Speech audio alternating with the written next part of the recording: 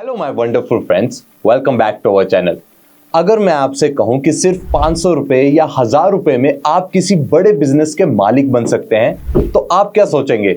शायद यही लगेगा कि मैं मजाक कर रहा हूं, लेकिन ये पूरी तरह सच है। आपको ना कोई फैक्ट्री खोलनी है और ना कोई लाखों का इन्वेस्टमेंट चाहिए। बस एक छोटी सी चीज लेनी है, एक शेयर। हाँ, वही शेयर जो स्टॉक मार्केट में ट्रेड होता है। लेकिन ये शेयर असल में होता क्या है, और ये इक्विटी नाम का टर्म जिसे हर फाइनेंशियल एक्सपर्ट इतना इंपॉर्टेंट मानते हैं, इसका मतलब क्या है? क्या शेयर और इक्विटी एक ही चीज है या कुछ अलग? आज के इस वीडियो में मैं आपको सिंपल लैंग्वेज में समझाऊंगा कि आईपीओ के टाइम पर कंपनी आपको क्या बेचती है, शेयर्स या इक्विटी। और जब आप एक शेयर खरीदते हैं तो आपको मिलता क्या है? सिर्फ एक पेपर या एक ओनरशिप का असली हिस्सा? यहां पे दोनों टर्म्स इंपॉर्टेंट है। चलिए पहले इक्विटी का मतलब समझते हैं। इक्विटी का मतलब होता है कंपनी की टोटल ओनरशिप वैल्यू। इमेजिन करिए कि एक कंपनी का बड़ा केक है, उस केक का हर टुकड़ा उसके ओनर्स का हिस्सा होता है। यही टुकड़े इक्विटी की पार्ट्स हैं।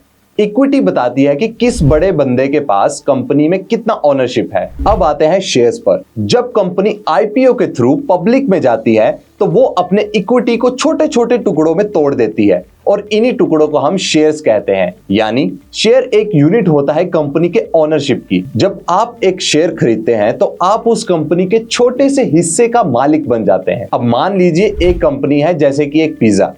अगर पूरी कंपनी एक बड़ा पिज्जा है तो इक्विटी उस पिज्जे का टोटल साइज है, और अगर उस पिज्जे को 100 टुकड़ों में काट दिया जाए तो हर टुकड़ा एक शेयर बन जाता है। यानी इक्विटी को जब छोटे छोटे हिस्सों में बांट दिया जाता है तो वो कहलाते हैं शेयर्स। अब समझते हैं कि इन शेयर्स की प्राइस डिसाइड कैसे होती है, स्पेशली आईपीओ के दौरान। इस केस में इन्वेस्टमेंट बैंक्स कंपनीज मदद करती हैं। ये इन्वेस्टमेंट बैंक्स कंपनी के फाइनेंशियल मार्केट डिमांड और फ्यूचर पोटेंशियल को देखकर शेयर की प्राइस डिसाइड करते हैं, जिससे इशू प्राइस कहते हैं। और इसी प्राइस को पब्लिक को शेयर्स में मिलते हैं जब आईपीओ ओपन होता है।